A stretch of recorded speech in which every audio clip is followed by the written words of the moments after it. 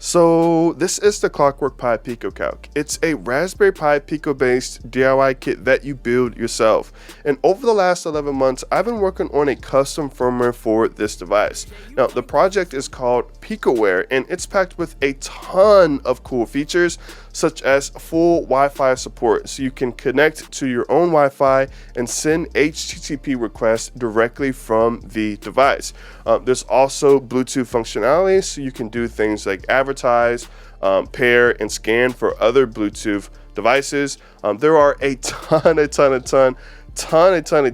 apps. I think we're almost at 60 apps now, including one that we're going to go over today, which is a CCTV app. There's a serial terminal, there's an SSH terminal, there is social media. There's also a bunch of cool games and multiplayer games too, like Flip World and Free Roam, but also some classics like Pong and Tetris and Snake. And lastly, there are some other features like a Python editor. You can download updates directly from the device. There is an on-device app store and just a ton more. Let's get into the latest update. So just about 2 weeks ago, I released a review of Picoware version 1.6 all the way through version 1.6.9. And today we're going over the highlights of version 1.7 and version 1.7.1, which are a new CCTV app. There's also 4 new apps, including one cool one from Slasher, which is called Egg Timer. Within the app, you pretty much set a timer or an alarm or a countdown, and whenever it goes off, you have an audio and visual reminder on the screen.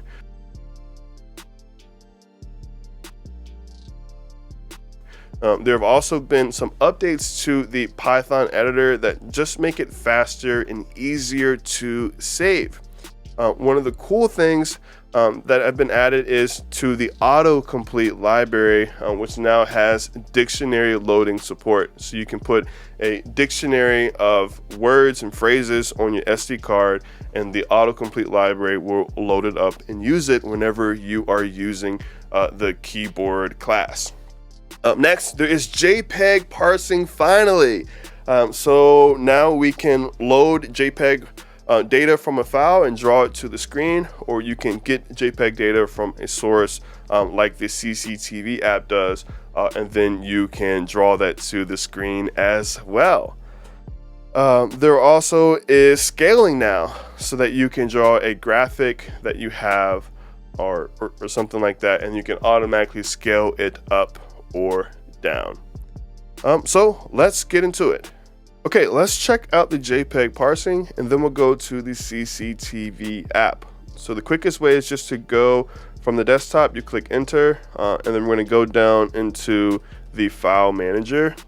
And then if you have a JPEG on your SD card, like I have one called test, which is just me throwing up a peace sign, and you can click it, click view file, and then you will view the JPEG directly on the device.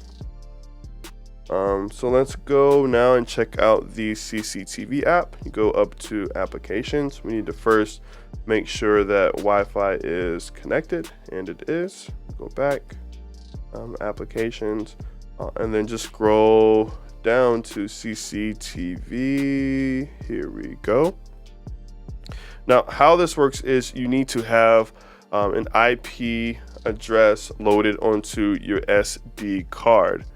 And then from there you can look at different CCTV cameras just by using the arrow key. So this is one here, and if I click the right, once the frame is finished loading from the other CCTV stream, then we'll go to the next stream and load up the next live stream. So one caveat is that each address needs to be separated by a new line.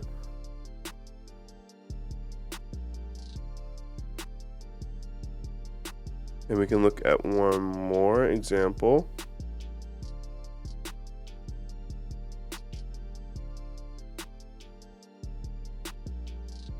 This one's of an ocean view.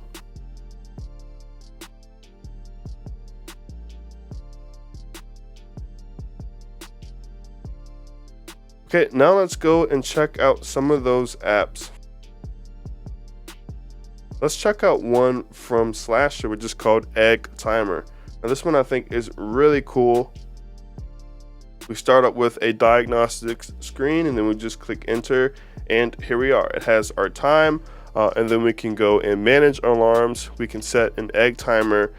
We can do a stopwatch, which I think is pretty cool. There's also a countdown, so we can do, let's do like 3 seconds, and then we'll have an alarm. Wow, that's actually really loud. Actually louder than I thought. You can also go and change the color theme. So I have mine at orange. You can go right and change to a different color theme. It's a big shout out to Slasher for getting into this and making us a cool app. So for the egg timer, you can set it for soft boil, which is for 4 minutes. There's medium, there's hard, and then there's hard plus. Yep, so this is the egg timer app. Now let's go check out the Python editor.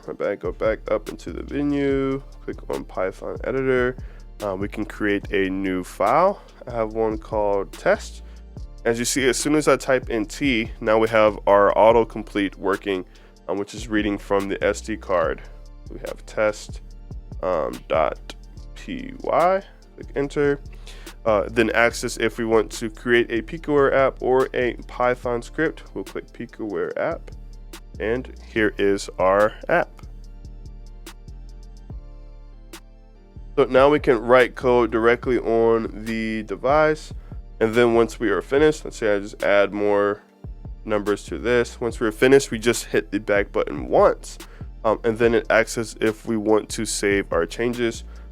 Which it has yes by default, so you can just click enter, and there we go. Then I could go into the applications and I could run the app right away. Well, those are some of the highlights from version 1.7 and version 1.7.1. For those who do not have the PicoCalc yet, what do you think about the device? Do you think it's obsolete, or would you consider getting one?